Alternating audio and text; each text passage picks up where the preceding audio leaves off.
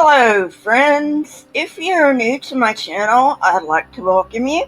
Why don't you go down and hit the subscribe button and ring the bell so you don't miss any episodes. For my fans and subscribers, welcome back. Today's topic is Yahweh and Lucifer, sometimes referred to as son of the dawn, sometimes as son of the morning. So I will say in this video, it will seem like I'm going down a lot of rabbit holes, but actually I'm not.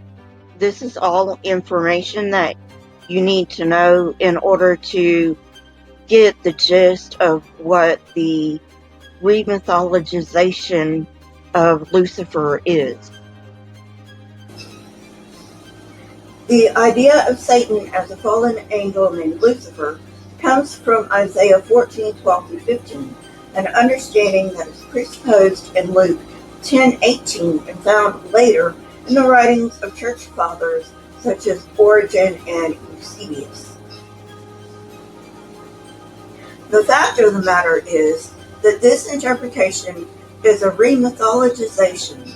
The author of the passage of Isaiah simply reused an ancient myth to illustrate the hubris of the king of Babylon, and this historical context was ignored by later Christians.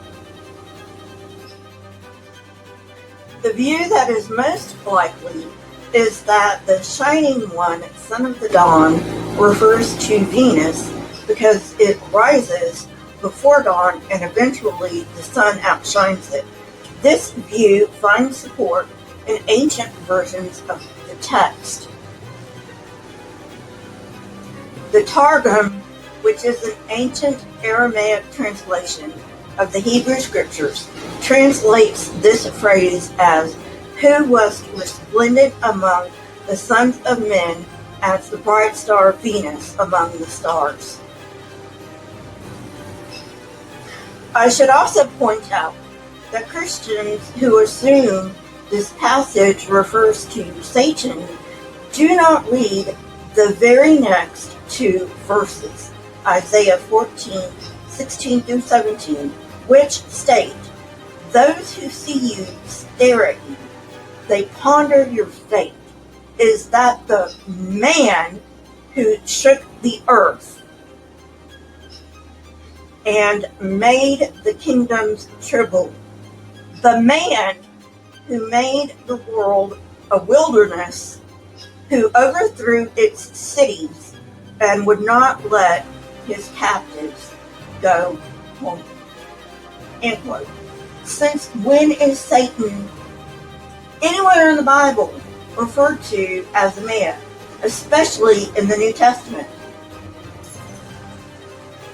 Based on many words and phrases, scholars generally accept that the original myth was Canaanite, especially in light of the Ugaritic parallels.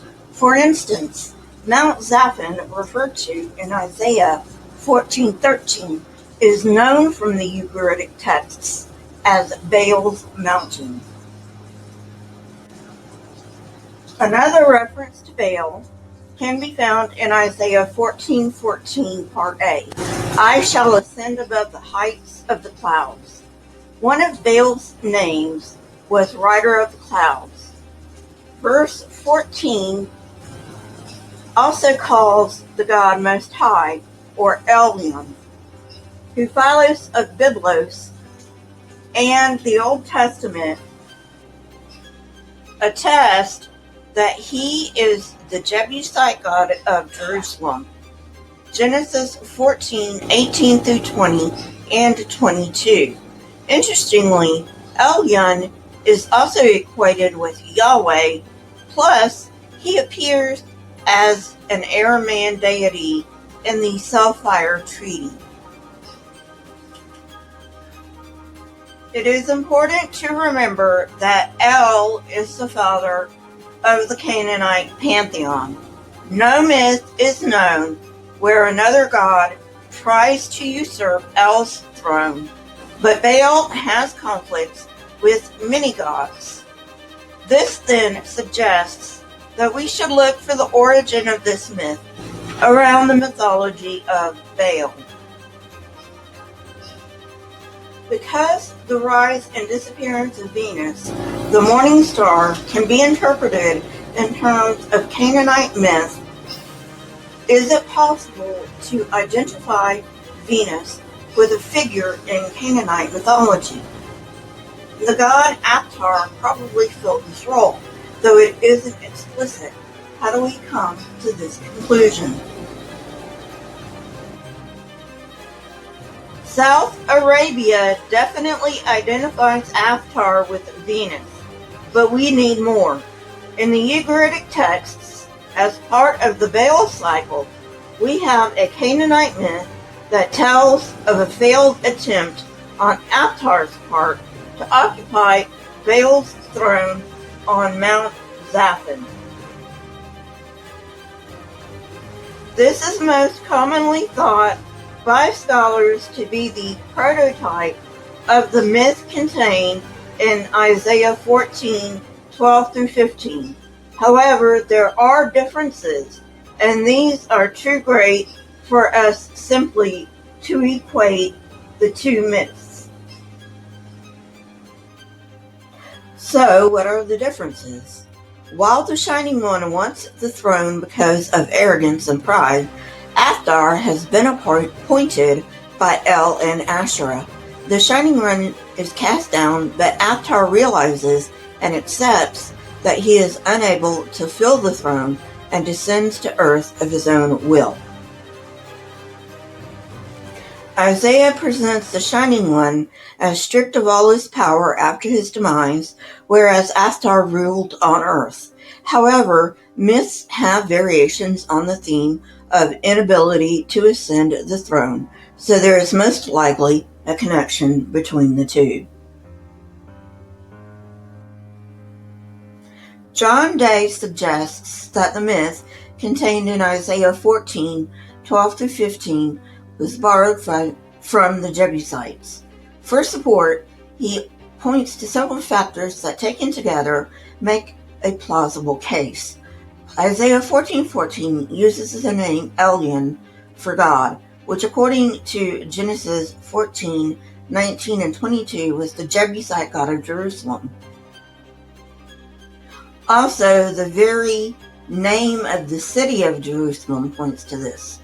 The origins of this name denotes foundation of Shalem, the god of the dusk.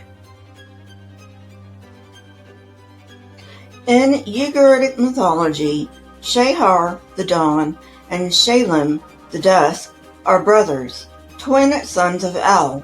If Shalem is prominent in Jebusite mythology, it stands to reason that his brother is also. So just to recap, up until this point, I've talked about how the author of Isaiah most likely repurposed a Canaanite myth, the likely prototype Isaiah used, the gods involved and their interplay, and difference. Let's turn our attention to the historical context of Isaiah 14. This oracle is delivered against a Babylonian king in its present form. Since the prophecy expects the Medes to destroy Babylon, Isaiah 13:17-22, it would be between 609 to 550 BCE. The king mentioned is almost assuredly Nebuchadnezzar.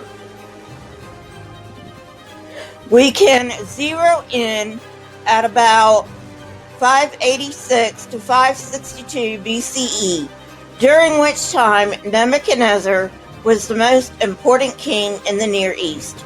Jeremiah 50-51 is closely related to Isaiah 13 and 14 and alludes directly to Nebuchadnezzar.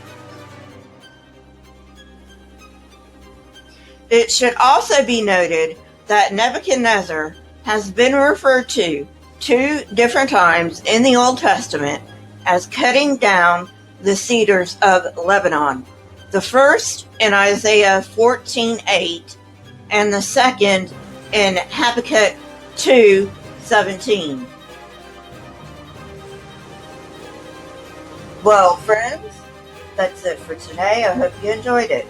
If you did, hit that like button, press the subscribe button, and if you want to know when I come out with new content, hit the bell next to the subscribe button.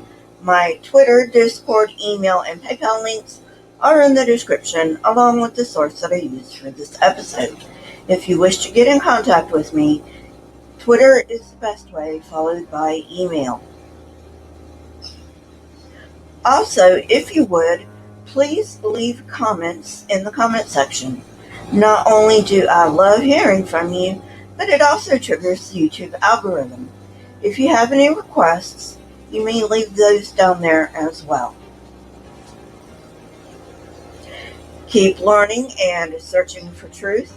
Here are a few videos from my library. If you have not watched them yet, go ahead and watch them and tell me what you think. Until next time, friends, stay safe and goodbye.